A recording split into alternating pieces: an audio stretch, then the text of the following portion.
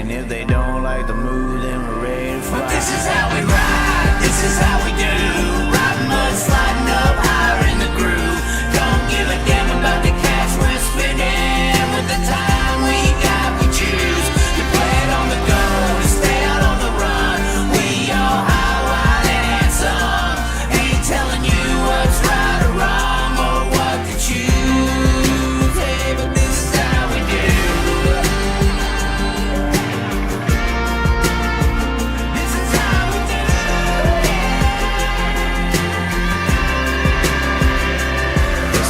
we roll, this is how we do. It's not for everybody but the chosen few. And we pray, cause we know that they might not ever come back. But this is how we ride, this is how we do. Riding mud, sliding up higher in the groove. Don't give a damn about the cash we're spending. With the time we got, we choose to play it on the go, to stay out on the run. We all high, wild, and handsome. Hello, ladies and gentlemen. We are here. Oh my, noises are being made.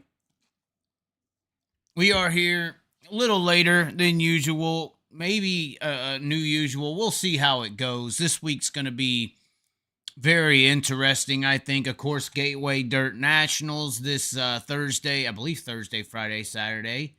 And unfortunately, it looks like we're not going to be able to attend, potentially. We'll find out sooner or later. But just doing a lot of work, doing a bunch of stuff. Heck, I was so busy today, forgot to even change the names again. And I'm still kicking myself in the back of the head for that. But did some rearranging, made some things happen, made some things better, some things worse. Who cares, you know? Not drinking anything tonight, just drinking the water. Oh no, somebody says get the popcorn ready. We actually did sell a pair of these, believe it or not. I didn't know people actually, I wore these as a joke, but sometimes jokes are I guess monetarily, but these things are real. You can kind of see the reflection of the room a little bit. Lights up in the ceiling. Nice. But these things are player, and I'm telling you, this could be a market. I know some of the drivers out there, they'll have shades for sale, but they'll usually put like a little sticker down the side of them to try to, brand them in a way. So maybe look into, I know what kind of style of glasses these are, but if people like them, maybe we'll find a way to put a sticker on them. Before everybody else who put stickers on their things finds a way to buy the same thing and put the same number and sticker on there. Even though I made him famous. Oh no, who's in here? Oh, that hurt. Yeah, I have a little lower back pain today too. Had my knees start acting up, and then the freaking what's going on here? Oh, there we are. 80s to the maximum. It definitely is 80s. That's for sure. That is for sure. Well, there is some things we could talk about that I planned on going down. I guess we could go down it and see how far we actually get. So, one of the bigger topics from yesterday, I would say, is not racing related. There was a lot of racing news, but out of all the news there was, the issue of Patrick Mahomes losing his damn mind over this call, which unfortunately for them is the first ever offensive offsides, neutral zone infraction for the Chiefs under Andy Reid's coaching period ever. So Andy Reid's never had this happen on his team ever with the Chiefs.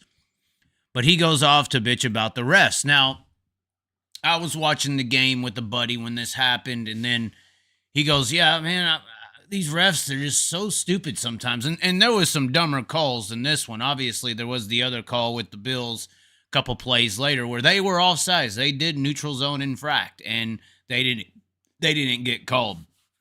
Now, the buddy said, man, these refs are just stupid. maybe my buddy at work was right. And I'm like, what are you talking about, your buddy at work? And he goes, well, my buddy at work says that the NFL refs, they're not even like full-time employees, and like they're teachers and lawyers and stuff. And I'm like, what? You're telling me all these billions and trillions of dollars on the line worldwide every single week in sports gambling is being dictated by some, professors? You mean Jordan Petersons are out there throwing flags or not? You're telling me this is what, hey, he's like, that's what he says. We started laughing. Ain't no damn way. That's hilarious. Well, unfortunately, ladies and gentlemen, and I don't know how many people know this, but NFL referees are part-time employees. And it lists here different things that they do. NFL referees are generally considered to be part-time employees. Although they don't have to be at the games all the time, they are expected to attend all the games that they are assigned to officiate. The majority of NFL referees have a day job and only do officiating on the side. So this is like, to me, this is almost like, what, public service? This is your jury selected? Seriously? According to a report by Total Pro Sports, all NFL officials are part-time employees and have other full-time jobs. For instance, Brad Allen is a nonprofit CEO. How nice of you. Messing with the profits of the world. Trey Blake is a software quality assurance manager. Cleet Blakeman, these are some interesting first names here. Trey and Cleet is an attorney. Carl Cheffers is a sales manager. Land Clark is a chief building official, and Alan Eck is a tax manager. So that just is awesome. So in this interesting deals where we think, officials of the NFL screw the game over and they're in on it or something, they're trying to get over on us.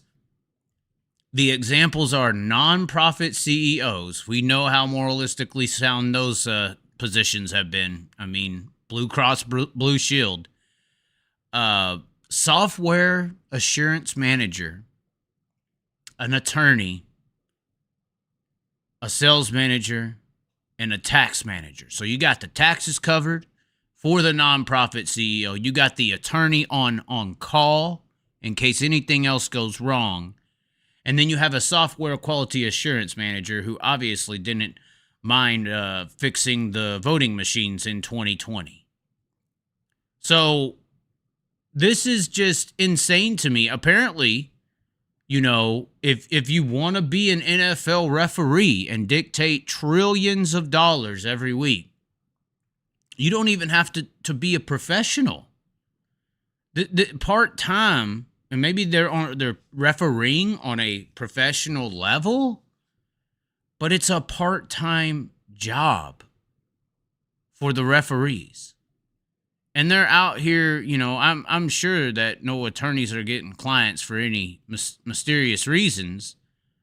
But this is just insane to me when I learned that these officials we watch and know and dictate so much in not just the games we care about, but the money on the line, that they are just a bunch of, school teachers and tax managers and attorneys.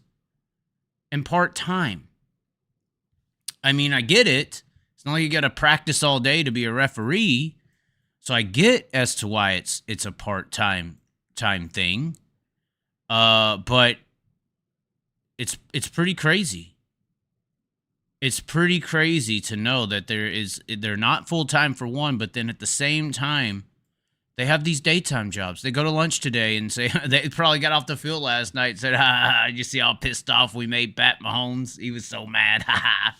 You hear that guy screaming at us, bad call. They probably indulge into it. I mean, I would if I was them. I would. That's just crazy to me. That's just crazy. Let's see what the chat's saying. Oh, ever read fine writing on tickets? Entertainment, same as WWE, scripted outcomes. It's possible. Let's get back to $20 to get back to racing. Well, there's not a lot of racing news. Obviously today, and obviously through PRI, there's been some stuff. I mean, we got some stuff lined up here. This is probably some hopeful news to some people. The Ohio Speed Weeks being announced, and I've seen a lot of debate over the Ohio Sprint Car situation, losing a lot of races because the All-Stars, are done. They're the high limit series now. Everybody losing their mind. We lost these races. They used to make fun of all these people bitching in Ohio used to make fun of the Outlaws or the All-Stars. They used to call them no stars and all this stuff. And it's just like, now that you're not there, they care. It's like, now that they've kicked you out and sent you down the road, you're upset they're upset that they kicked you out and sent you down the road. Like, it doesn't make any sense to me.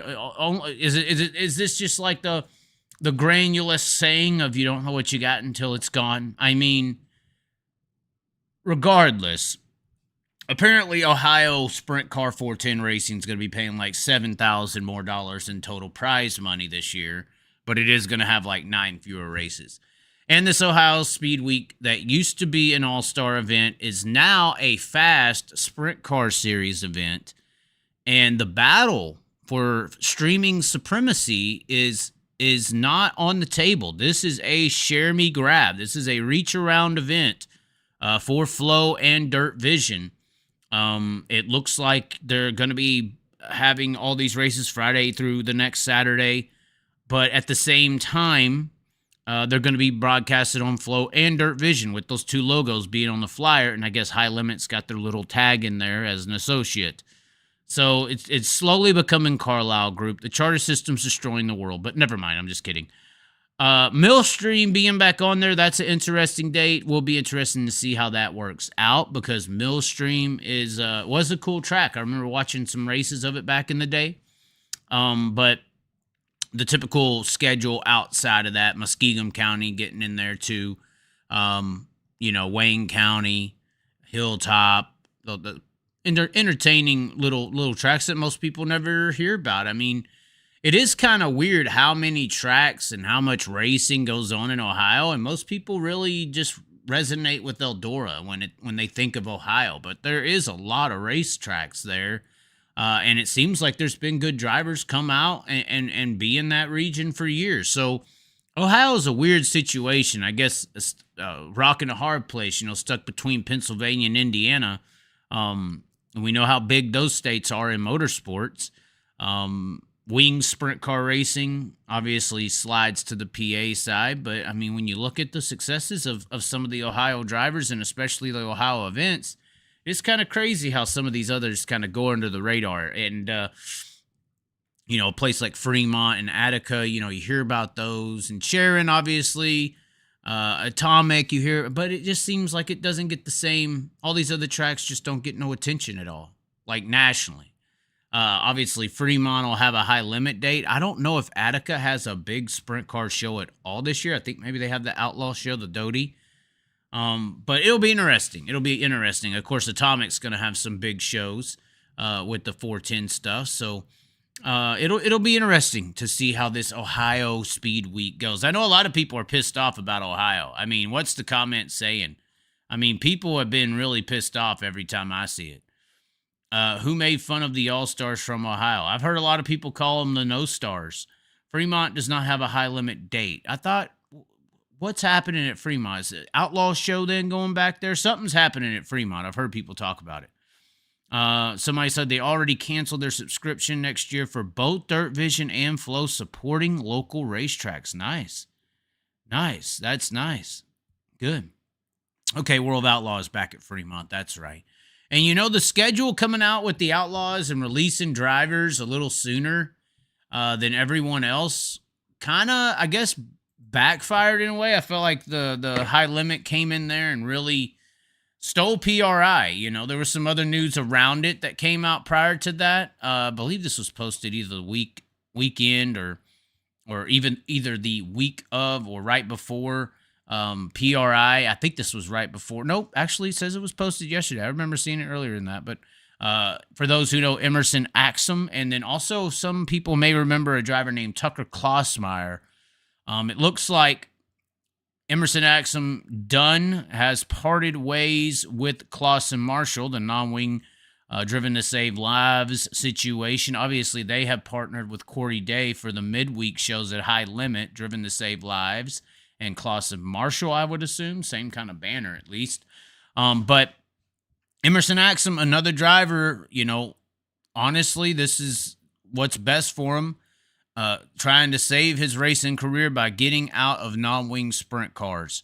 And it looks like going winged racing with Tucker Klossmeyer, or it says Gary Klossmeyer, or Dale Klossmeyer, and Scott Petrie. Yes, same Petrie from Midget Racing. So this will be an interesting combo. I think that Emerson Axum, obviously those who saw him come up a little bit, he was really good with the wing on. I mean, at Tulsa Shootout, he did some amazing things with the wing on the car. So I'm not so sure this will be that much of a transition, probably where he needed to go from day one.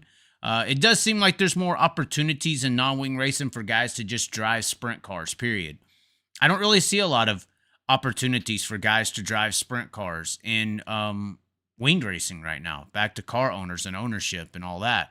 But I thought this was a pretty good post. It'll be interesting to see how Axum does in this vehicle. And then, of course, we had some high limit guys come out. Another couple of slews. This was probably the bigger one, the one defector, or a defector for the World of Outlaws. Spencer Baston jumping into the high limit round. And this thing is getting bigger by the minute.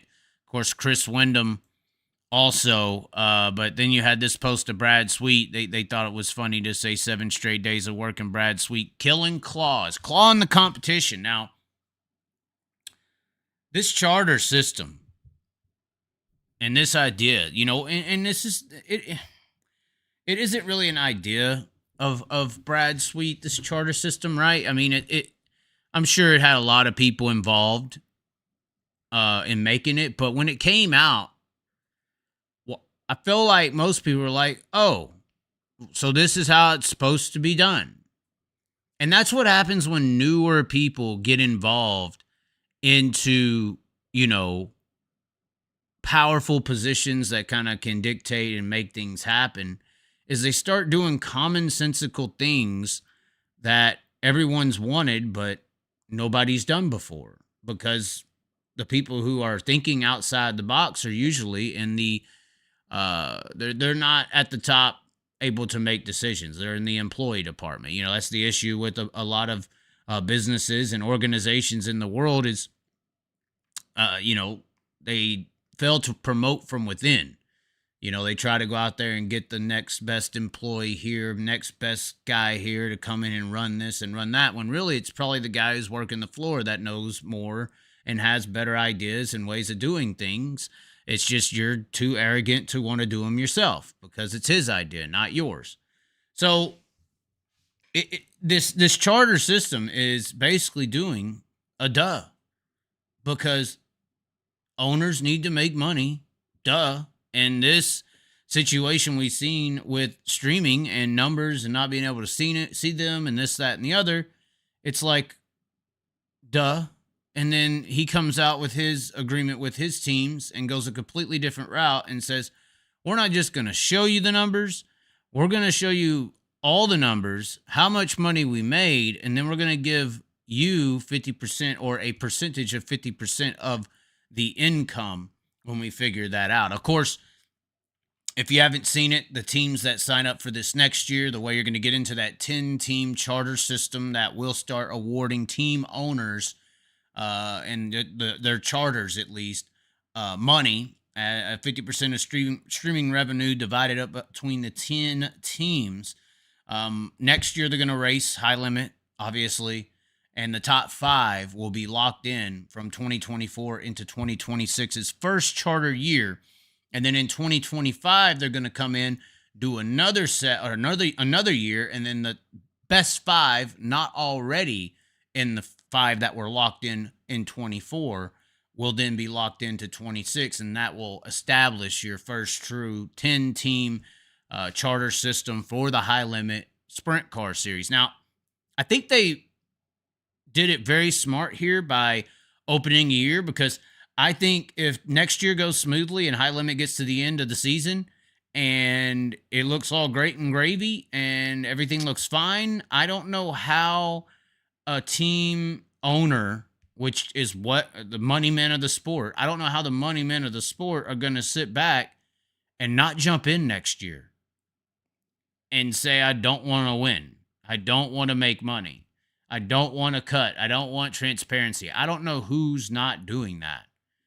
You know, I think maybe there was a little regret from maybe the team owners that didn't, or maybe they all got the proposal. I was going to say maybe some regret after all this came out. And it's like, I'm sure Brad Sweet was shopping them with this idea. But once again, back to the smarts in leaving that second year open to allow 5 more to come in, because at the end of the next year, this thing goes well. This is the charter systems take over, buddy. I mean, because it benefits the money.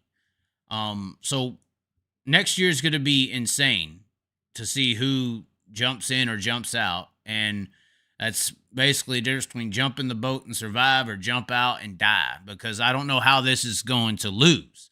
I mean, the charter systems benefit the money of the sport, and the money of the sport is going to jump on there. It makes sense. It's the first time in how long that owning a car could be a business smart decision. Like, that's why I always reference the 80s and early racing when payment was very high versus cost of living and etc. Because you could own a car, make some money with a good driver if you could win races. You know, that's not happening, I would say, really anymore, except maybe like 1 or 2 guys a year, maybe in sprint car racing, especially.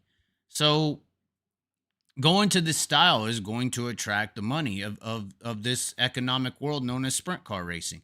Now, the scary thing is, even though they're running right now on a freedom platform of come here and race where you want, when you want, as long as you attend our races, the charter system does end ultimately in total control. Somebody joked and called it communism in my comment sections the other day. It gets there. It's very mafia-esque. Once you're in, you know, you don't have to die to get out, but you have to sell to get out. But once you're in, you're in. You know, you're afraid. He said, or Brad said a good thing in a video, a franchise owner.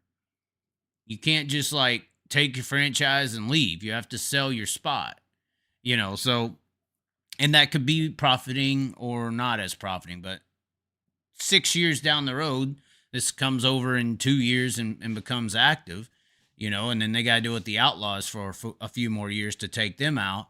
And then they're the only ticket in town. That's when the control really comes down. I mean, Christopher Bell can't run dirt cars right now, kind of because of that charter system, but also because of the power, the money men who control that stuff. And that's where the power is going to slowly shift and go in this.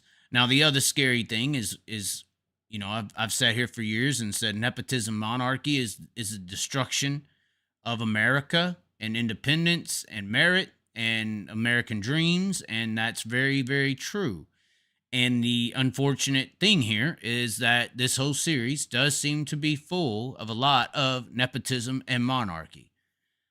So that's also scary to think about. Would you rather have World of Outlaws in a dictatorship position, or would you rather have a clique, an assembly, a monarchy of nepotism-based friends and foes running the entire industry? So that is the difference. Although I will say that this is going to take sprint car racing to the next level, and we could thank or hate streaming for that. This is taking real business savvy and smarts into the sprint car racing industry. And in a way, we have to say thanks to Flow to even think about giving up and showing up that much, and this whole idea and structure. And like I said, you could say thanks or no thanks for the reason it's happening are because of these people. The ideas of Sweet, probably Larson a little in there too, and then Flo willing to offer up that much. I think they are going to run into an issue in calculating what is 50% of the revenue share, especially if it comes to streaming, because a Flow Racing membership is $12.50 a month, for instance, but that covers like how many broadcasts a month in, like, say, June for Flow? How many broadcasts are we really talking about?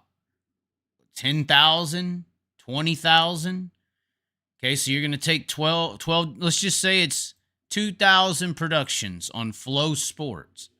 So if you're going to take 2,000 and divide it by, or you'll take 12.50 and divide it by 2,000, that is a half of a penny.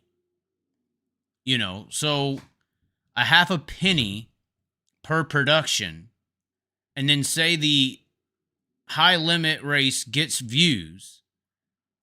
How are you going to determine how much half a pennies that view actually bought for that $12.50 due to having 2,000-ish productions a month?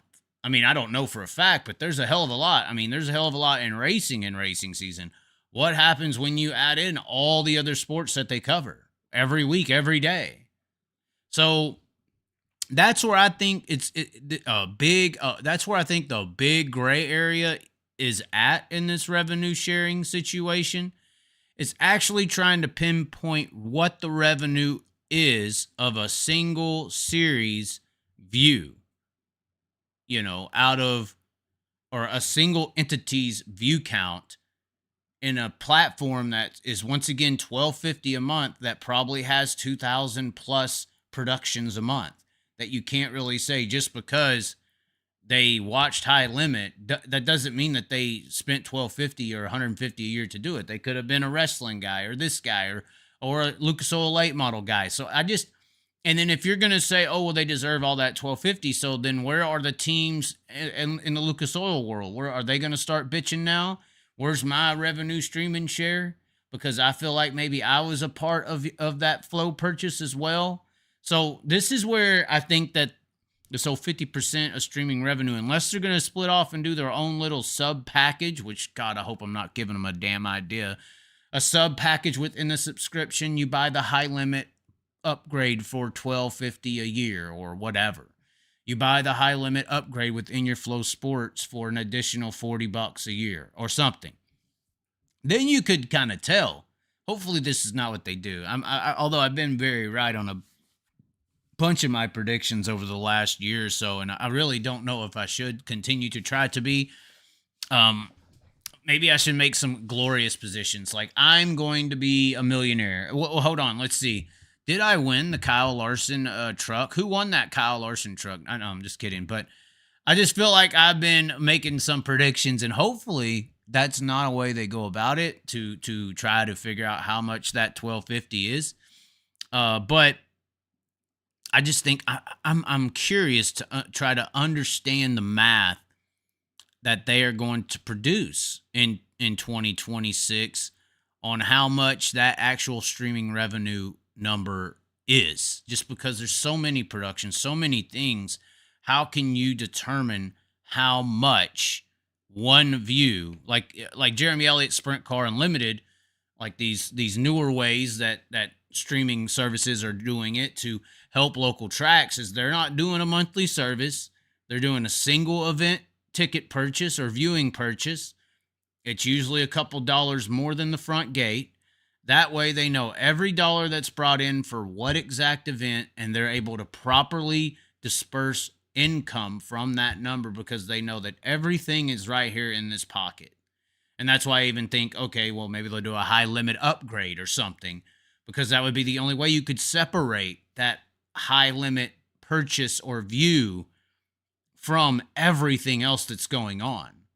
Because that's what the old style streaming services would say. Oh, we can't tell you the numbers. We got monthly deals. We don't know if they tuned into y'all's race because they had this purchase or had the sub because of the late models.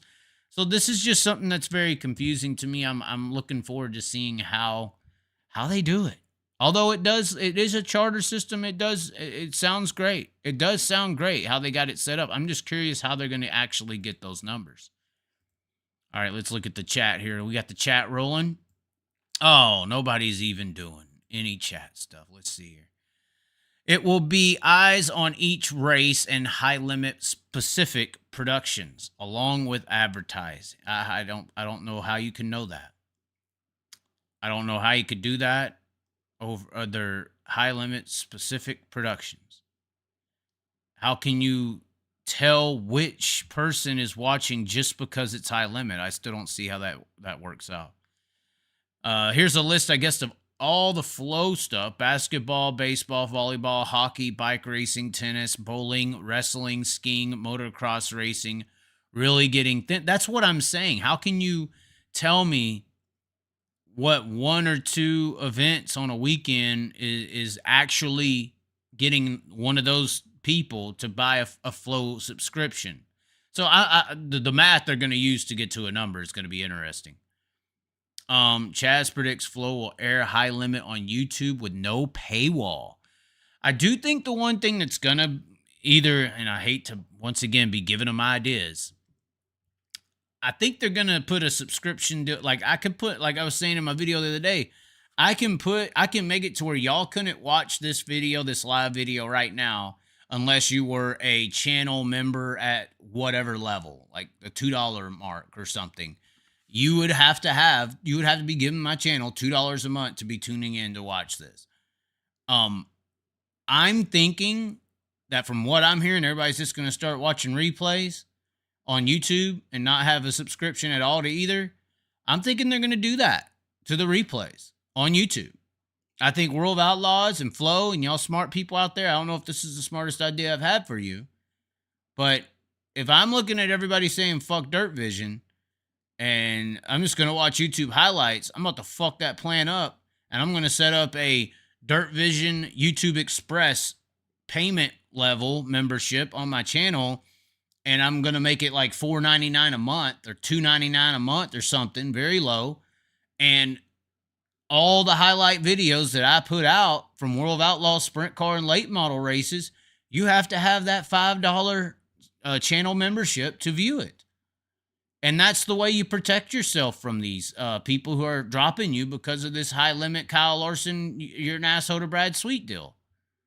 So I think that Dirt Vision's going to have to potentially look into that avenue because I hear everyone and their mother saying, I ain't renewing Dirt Vision. I ain't renewing Dirt Vision. Just watch the YouTube highlights. Just watch the YouTube. All right. And that my response, if I was them, I'd put a paywall on the highlights on YouTube. Do it for $2.99. Do it for 99 cents a month. Do it for something, because it looks like on the other side of the wall, on Dirt Vision's wall, not on the YouTube platform, but on the Dirt Vision platform, you're about to get destroyed. So that's what I think they're gonna do. They don't know how many people are watching a race. Okay, Stephen Pinland, I don't know why you're getting confused here.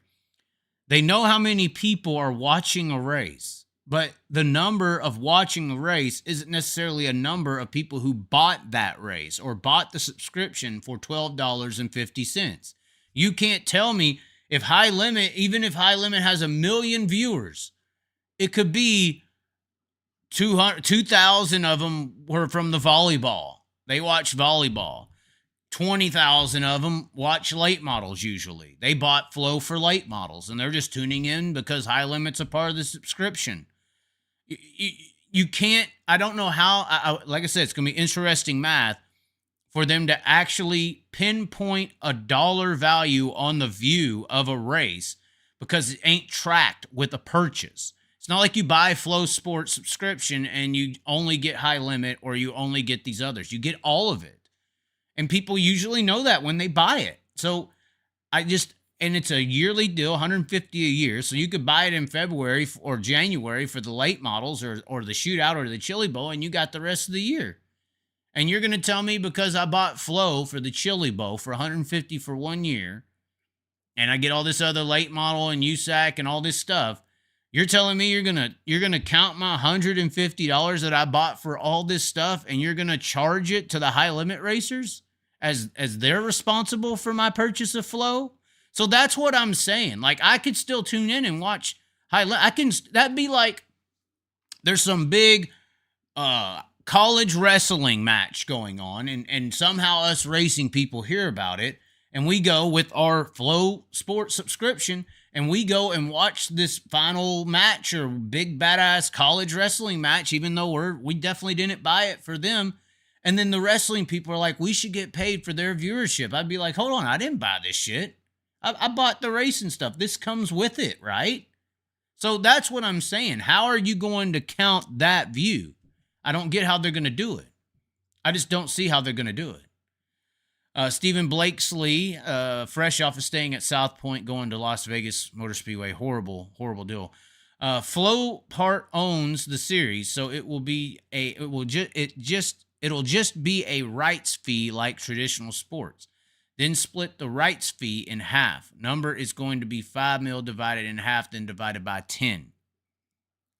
I mean, then how can you call that actual revenue? Usually revenue is a moving number because it's a building number over time. So if we're talking about a year's revenue, it's not like you start the year with your ending year's number. So I don't know if they're just going to set a base number and tell everyone, hey, so what is that? 250 or 2.5 million divided by 10?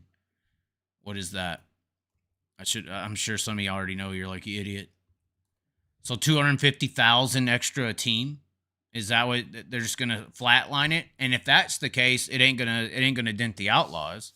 I mean, it'll help, but that's 250,000. I mean, I think the bigger deal here, the alluring thing here for a team owner is this number to be bigger than you could ever see. And that's why I thought it would be a good idea, because these owners and people will now be invested in sprint car racing being bigger. And promoting the sport and making the sport of sprint car racing bigger will lead to more money for the series and for the team owners. So, like, if they were able to go out next year and legitimately get big and people just flock to Flow, that and the teams and everybody helps them do that, then the teams would actually make money on the expansion of the sport. They would be selling Flow and selling the series while profiting from the increasement of viewership and attention. So I thought that was more the allure with the revenue share situation, is because if the whole group itself, not only just High Limit, but High Limit Flow and all the team owners and the racers and everyone involved can actually make the sport bigger, promote as a team, get it bigger, then the revenue would surely increase and the profits of that work would go towards the team, at least in the sharing scenario.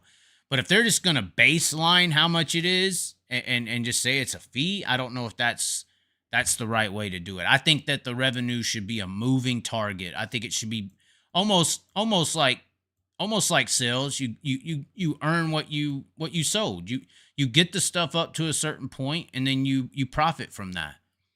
So hopefully it's more of an open thing than a capped scenario. Maybe 5 million should be the minimum. 250 per car replacing a points fund is not completely a huge increase in the end. No, it's not. So I'm hoping that is not what they've done. If that is official, that's not very smart. I only watch the racing and I don't give a damn about the rest of what Flow shows on their other channels. I'm in it for the racing only. Yes, but are you in it for only high limit racing? Or are you in it for Lucas Oil late models? Are you in it for Gateway Dirt Nationals coming up next week or this week? We're going to be live having a hell of a party here. And then are you going to tune in for Chili Bow? I'm sure there's more reasons than the high limit racing series as to why you purchased your Flow membership. That's why I'm saying it's going to be hard to track. How can sprint car racing grow? High Limit and World of Outlaws need to work with influencers because 20 to 25-year-olds aren't in the crowd. I agree. I'm about to start doing some rap music and all this stuff, try to reach the real people of the world. You know, it is sad. It is sad. I mean, why ain't we trying to get Jake Paul in a sprint car? He talked about going to NASCAR. You know, why ain't we trying to get Jake Paul in a sprint car? Fuck it. I mean, show him how hard it is. Educate him about Oh, you thought NASCAR was cool? Those are just, pricks. They ain't even that good. Here's the best. I mean, why not? Or Stephen Blakesley said Lefty 426 correct. Let's see what Lefty said. Each team doesn't get the same to be based off performance. Well, that's true, and apparently they cut some super deal for Rico to be on board. So I don't know what super special deal they did with Rico, but they did one. It said in that release how they put together a plan that was alluring for Rico to be a part of it and convinced him to join on. Part owners of Flow, in a sense, yes, it's a charter. It's part when you own a charter, you technically own part of the brand. It's literally you're connected. It's like the brand is the mothership, and you have a dock now. You've rented a dock spot at a badass yacht club. And the only way you can get out and you share revenue with the yacht club, and the only way you can get out of the yacht club is if you got to sell your spot. You don't necessarily have to sell your boat and all your stuff, but you have to sell that slot, and there's only 10 slots in the yacht club. It's basically what's happened. Come and run your mouth to my face. I dare you. Kinsley's Race for a Cure. Oh, this is that Daniel Sibley. I blocked him on Facebook because he's been really, really creepy lately, verbally assaulting multiple people online, sending them pictures without his shirt, just really unnecessary aggression towards people. And I don't understand it, just because they don't agree with them. Kind of the most anti-American thing to do, to just threaten somebody, because this Daniel guy was saying some pretty ornery things to a lot of people on Facebook, old people. There was one guy who was like 65, and this Daniel's talking about beating him in the ground.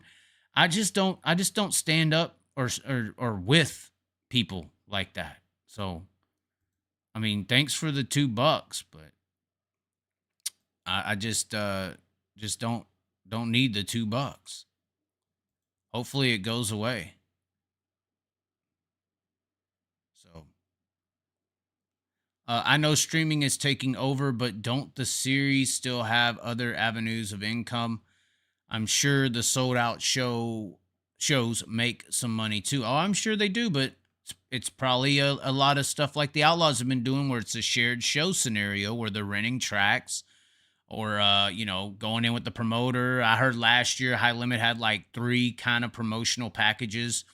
One was they fully own the show. One was the track fully owns the show. The other one was like, you get half of this, we get half of that. We pay the no sanctioning fee. So there's a lot of these schedules out here in big time sprint car racing. They're not the old and promoter has to pay this old notion sanctioning fee. Oh my God, this is insane. There's nobody really paying a sanction fee anymore. Some do, the big marquee tracking events do, but a lot of them are rented events by the Outlaws. And I'm sure a lot of these high limit races will be rent-a-track style shows as well. And obviously when you rent a track from within, you're depending on those front gate ticket sales to pay for everything and to make money and all this stuff. And you got to pay for the rent of the track too. That's why the promoters kind of like this scenario, because they're guaranteed a profit. And not saying all of them are and all of them ain't, but yeah, streaming is taking over a lot. And that is interesting when it comes to talking about the revenue sharing, and maybe them only asking for a cut in streaming revenue is a bad thing. It is only $12.50 a month, and it's going to be very hard to tell how much that's worth. Whereas a lot of these races are $40-$45 to get in the gate. I mean, if you had just a little share of what was happening at Eagle Raceway last year, you were making good money. But if you had any type of share from the race at 34 Raceway, you wasn't making any. That one was pretty empty, I'll tell you what.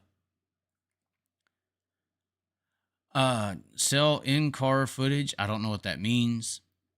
Chaz, treat me like I'm drinking Bud Zeros with Sprite. I don't know what that means. I don't know. That sounds borderline pornographic, to be honest. Got it. Do the tracks have to pay percentages of concessions back to big series when they come through? I'm sure every situation is different. Yeah. Every situation is going to be different. And some tracks rent them out and they get the concessions, but they have to work them, provide the food, and it's all different. It's just all different. World of Outlaw also pays teams royalties from the World of Outlaw dirt racing game. Yeah, and on the cover of that dirt racing game is KKR and Brad Sweet. Now, isn't that some funny ass shit there, boy? KKR and Brad Sweet on the cover. They're paying Brad Sweet right now. The World of Outlaws are legally sending them a check, right? That's what you're saying. That's what you're saying. So your chat is working? That's pretty crazy. What a world. Yeah, there's not a lot of these old school promotion shows where you hear some of the sanctioning fee is crazy. There's not a lot of those. But yeah, it is pretty. I guess you're talking about more so the Brad Sweet getting royalties for the video game, which is true. High Limit wanted $80K for a 2-day show at Knoxville the weekend before 360 Nationals, and Knoxville said no. What's the source there? That sounds like pretty close inside intel. I'm just curious. How can you know this? How can you seriously know this? I don't know how that's possible. There was something else I wanted. Is Deegan going to be there? There is a little something different here that I did want to talk about. And before we get out of here, obviously that, we did have this big announcement with modifieds. There's this thing called ONUM, not OHNO or whatever, although that's what I wanted to say. They've announced this modified race, the big, and they're calling this the Big List 24. Although this is just like a flyer, but an entry list to a show, the first 50 or something like that. Ultimate opener, no, that's not it. It's this one, the Big Deal. We got this thing called the Big Deal. At Mississippi Thunder Speedway, 100,000 to win modifieds. And this is a class, One Nation Under Modifieds. That's like the name of this brand of modifieds. And apparently you can race all the different rules from modifieds. You know, they got a combined rules type of deal. But this Big Deal 100,000 to win modified race, it's coming up. I mean, look at the entry list for this. And it's May 30, 31, and June 1st, I believe. And there's 26 states represented in this list I'm about to read you. But the damn hitters in this thing are unreal. Steve Arpin, first of all, right off the get-go. I mean, operator of Longhorn chassis, I guess you could say, and used to be one of the best modified drivers in the country. Looks like they're going to have them a Longhorn chassis there from Huntersville, North Carolina, and Steve Arpin going to be driving it. I mean, Tanner Mullins. I mean, Scott Bloomquist, we announced he would be on here. Scott Bloomquist, Jake O'Neill, Chase Allen from Texas, Jeff Larson, Brian Shaw, Johnny Scott, Ricky Alvarado. I mean, these are some names that I'm just recognizing, and I ain't really even been paying attention to the modified scene much. It's hard. The biggest issue with modifieds is they look so slow on streaming. That's the biggest issue. It's the biggest holdback. In-person modifieds are awesome. Streaming, it's like watching paint dry. It's like 305s, man. In person, they're good. Streaming, it just don't work. It just don't work. Unless you're tuning in to watch your guy, like Kenny Gaddis. How about that for a throwback? Kelly Schreirock. Lethal Chassis has a spot reserved. No driver announced, it looks like. Derek Ramirez. Let's get on down there. Sean Gaddis. Kyle Strickler. Kyle Steffens. Wow. Kevin Rutherford. Colby O'Neill. I mean, everybody. Will Crump. We're in the 9s. We're just now to 10. I don't know how many cars this is, but it is a lot. Tom Berry Jr., Jason Hughes, the legend. Charlie Mefford is going to be there. Chase Youngins. We've got a lot of late model guys doing this. Chase Youngins, of course, his brother Grant Youngins was really good. I announced one of his last races. I believe he won at Devil's Bowl a couple years ago. Shannon Babb has an entry in this, guys. Zane DeVilbiss, Dustin Sorensen, that'll be a favorite right there. Ryan Gustin is in the entry list here. Rodney Sanders, Jimmy Owens returning to modifieds. I remember when he got DQ'd at the Longhorn Roundup back in the 90s. Ricky Thornton Jr. in the modified. I mean, this is a list. We're just to the 20s. Spencer Dirks, very good up in that area region. Derek Losh, Kyle Brown, Riley Simons. I mean, okay, come on, let's see who else we got here. I'm sure I'm passing some. They're like, oh my God, you don't know who that is? Ryan Unzicker, Jim Chisholm. I mean, he's pretty good up there. Let's see here. Some names were just really Jordan Grabowski on there, David Stremme on there.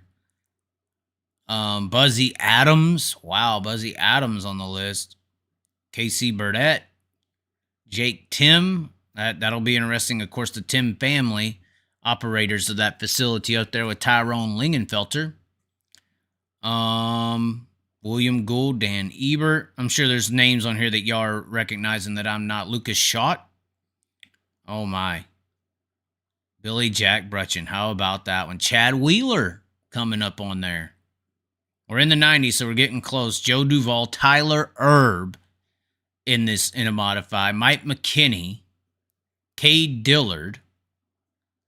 Dallin Murdy. Ooh, it'll be interesting to see what old Dallin Murdy does. I may have to go to this now. That name right there. MB Customs Mars car.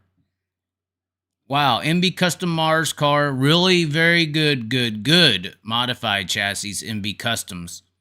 Not bad late models, but modifies is where they've made some money. I know that. But they have a 100K numbered car that does not have a driver yet. Just says it's a house car. Ethan Dotson, obviously from California, doing some late model stuff, but he's a modified ace. And it looks like there's some open rides here. Joe Duvall, special guest. Vanderbilt house car, GRT house car. But yeah, that is the list of this 100,000 to win One Nation Under Modified sanctioned modified event. 26 states represented, and it will be at Mississippi Thunder Speedway. Apparently this series has a schedule. It hasn't been released the to win amount, but it looks like they got a season opener, and it looks like they may do a lot of tandos with the XR Super Series, because it looks like XR is very heavily involved with this. So once again, XR, I believe XR is responsible for the whole sprint car situation right now. Jealousy and envy. All you got to do is just do something that makes them jealous. That late model year where they made all that money, made all the sprint car guys sit at home and cry and be jealous and envious, and look what they've done.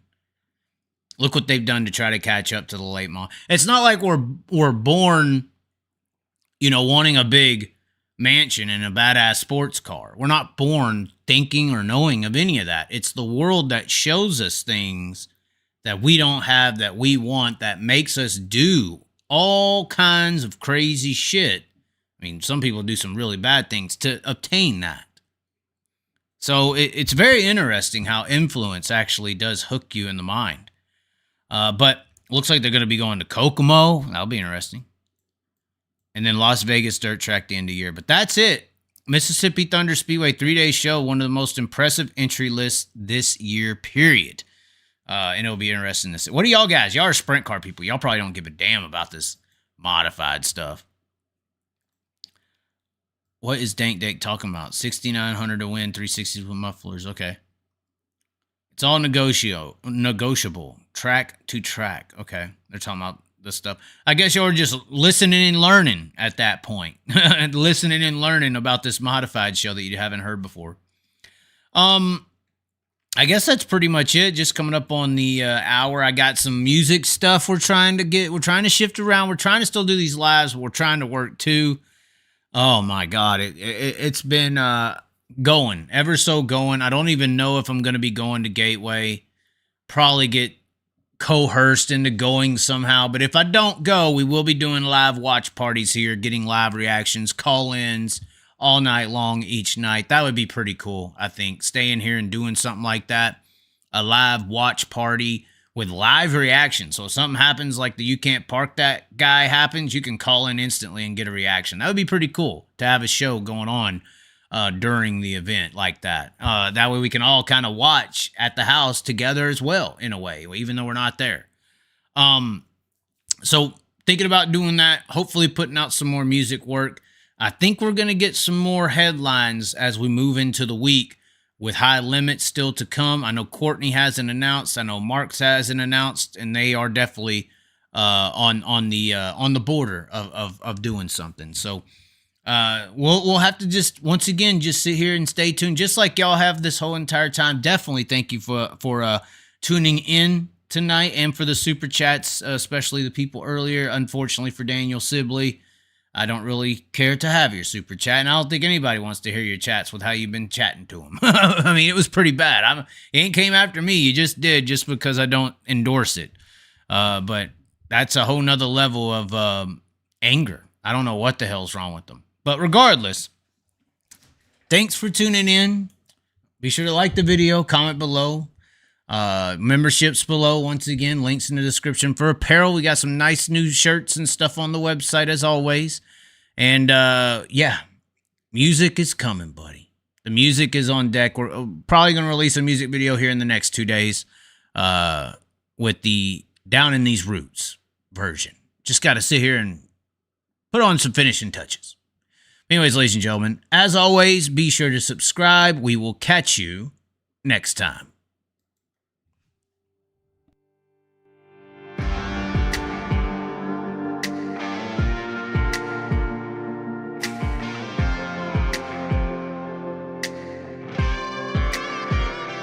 We can ride high, we can ride low, we can ride anywhere we need to go.